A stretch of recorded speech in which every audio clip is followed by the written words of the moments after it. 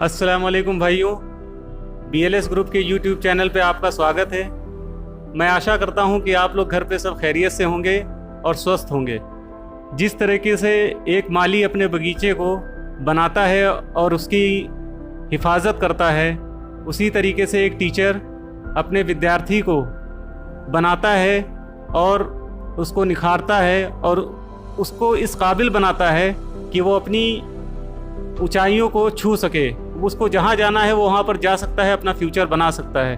उसके फ्यूचर के लिए एक टीचर बहुत स्ट्रगल करता है। मैं अंजार आलम आपको ऐसे ही शख्स से रूबरू कराना चाहता हूँ जो यहाँ पर हमारे बीच बैठे हुए हैं, मिस्टर लतीफ़, जिन्होंने एक अच्छा मुकाम टीचिंग में हासिल किया हुआ है, स्टेट गवर्नमेंट के प्राइमरी स्कूल में कार्यरत हैं। आइए हम स्वागत करते हैं मिस्टर लतीफ़ का। बहुत बहुत शुक्रिया आपका जो आपने हमें यूट्यूब चैनल पर बुलाया, इसके लिए मैं आपका आभारी हूँ। और मैं सभी यूट्यूब देखने वालों को अपनी तरफ से अस्सलाम वालेकुम वरहमतुल्लाहि वबरकातुहू कहता हूँ। वालेकुम अस्सलाम वरहमतुल्लाहि वबरकातुहू।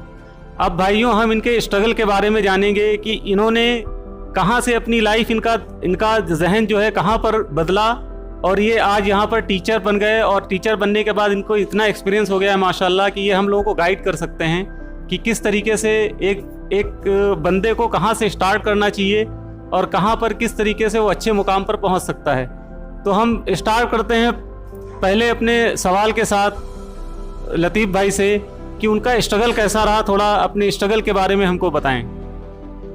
हमारी जो पारिवारिक स्थिति थी वो बहुत दयनीय थी। हमारे पिताजी एक मिल्क सेलर थे, दूध व्यापारी थे जो बाहर गांव से दूध लाते थे और शहरों में सप्लाई करते थे। इसी के दौरान हम भी उनके साथ कभी कभी जाया करते थे। पढ़ाई के साथ साथ हम उनका हाथ भी बटाया करते थे। तो हमने वहाँ महसूस किया कि ये हमारे पिताजी इतनी मेहनत करते हैं और कितनी मेहनत करके ये दूध लाते हैं, फिर बांटने जाते हैं। और इतनी मेहनत अगर हमने नहीं पढ़ाई की तो करनी पड़ेगी हमेशा के लिए। तो इसलिए कुछ दिन के लिए हमको मेहनत कर लेनी चाहिए पढ़ाई पे। यही मोटिवेट था हमारा, जो हमने पढ़ाई को नहीं छोड़ा, कि पढ़ाई के ऊपर ज़्यादा ध्यान दिया। और दूसरा कारण ये था कि कुछ लोग तंज भी करते थे कि जो ज़्यादा पढ़े लिखे लोग हैं वो घूम रहे हैं, इनको पढ़ा रहे हो आप इतनी मेहनत करके, तो कैसे क्या होगा, ये नौकरी कर पाएंगे कि नहीं पाएंगे। तो इससे भी हम निराश नहीं हुए, लेकिन हम अपने स्ट्रगल में लगे रहे। माशाल्लाह, मतलब आपने ऐसा किया कि लोगों को जवाब आपने अपनी एजुकेशन से दिया, ना कि किसी हथियार का यूज़ किया, ना कि किसी डंडे का यूज़ किया जो नॉर्मली हमारे भाई लोग करते हैं। लेकिन आपने अपना रास्ता पकड़ा क्योंकि आपने सोच रखा था कि हमको ये करना है और लोगों की सुनना नहीं है, जो कि बहुत ज़रूरी है हमारे इस मुआशरे में कि कोई कुछ भी बोल रहा है, हमको वो नहीं देखना है। हमको ये देखना है कि हमारी मंजिल क्या है, हमको कहाँ तक पहुँचना है। माशाल्लाह, आपने इस चीज़ को बहुत अच्छे से पकड़ के रखा और आपने ये चीज़ किया। मेरा दूसरा क्वेश्चन ये था कि आपको ये कब लगा और कैसे लगा कि आपको BEd करने के बाद ही मतलब टीचिंग लाइन में ही जाना है, या आपको कब लगा और कैसे लगा? हमारे पिताजी कभी कभी कहा करते थे कि पड़ोस में मास्टर साहब हैं, उनकी लगी हुई है, मास्टर ही बन जाओ, कुछ बन जाओ। उनका कहना था जल्दी ही कुछ बन जाओ। तो उनका उद्देश्य यही था कि हमारा बेटा मास्टर बने, इसीलिए हमने इस लाइन को, मतलब आपके पापा का ये सपना था, इसके लिए वो सपने को भी आपने पूरा किया। मतलब एक अच्छे बेटे बनकर भी आपने दिखाया और अपनी लाइफ को भी संवारा। माशाल्लाह। आप हमको अपनी शिक्षा के बारे में बताएं कि आपने किस तरीके से स्टार्ट किया, कहाँ से आपने प्राइमरी एजुकेशन लिया और कहाँ आपने हायर सेकेंडरी किया, और फिर किस तरीके से आपने अपना बैचलर डिग्री कंप्लीट किया और BEd किया, और कितना एक्सपीरियंस हो गया है आपको इस फील्ड में? मैंने जो नर्सरी से 8 तक प्राइमरी स्कूल में पढ़ा हूँ। उसके बाद इंटर SJD स्कूल से मैंने किया, गवर्नमेंट कॉलेज SJD से। उसके बाद बैचलर डिग्री मैंने लखनऊ यूनिवर्सिटी से किया। माशाल्लाह। तो BEd के जैसे ही आपने अपना BEd का डिग्री कंप्लीट किया था, आपने BEd किया है या BTC किया हुआ है? BTC हमने किया है। अच्छा, तो आपने जो BTC की डिग्री कंप्लीट किया था तो उसके तुरंत बाद आपको जॉब ऑफर आ गया था। नॉर्मली मैंने सुना है कि इसमें बहुत से डोनेशन देना पड़ता है, कुछ ऐसा आपको करना पड़ा था? इसमें जो है BTC अगर आप नाम आ गया था उस दौर में 2005-6 में, तो आपकी नौकरी पक्की थी, क्योंकि इतनी वैकेंसी खाली थी कि कोई पढ़ाने वाला था नहीं था। शिक्षा मित्रों के सारे स्कूल चल रहे थे। भाइयों, इसका मतलब ये हुआ कि अगर आप कुछ बनना चाहते हैं, कुछ करना चाहते हैं, तो आपको ये देखना है कि हमको क्या करना है और अपनी मंजिल सेट करना है। अल्लाह खुद ही उस निज़ाम को इस तरीके से बनाता है कि आपकी जॉब क्या, हर चीज़ लग जाएगी, जो आप चाहेंगे वो आपके कदमों में आ जाएगा।